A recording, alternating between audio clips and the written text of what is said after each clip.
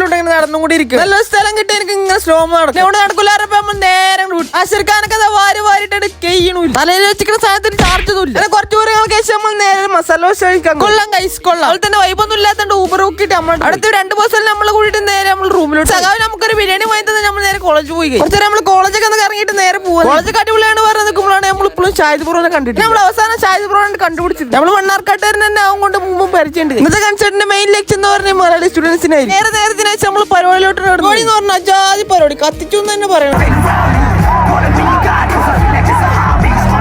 പരിപാടിയുടെ വീഡിയോ എടുക്കുന്ന കാര്യങ്ങൾ കഴിഞ്ഞപ്പോൾ നമ്മൾ നേരെ മന്തി കഴിച്ച് നമ്മൾ ഫോട്ടോ എടുത്ത് നേരെ നമ്മൾ ഒറ്റ വിടും. വന്നിറങ്ങിയ റെയിൽവേ സ്റ്റേഷന്റെ പോലൊന്നുമില്ല ഇവിടെ അത്ര സെറ്റ്.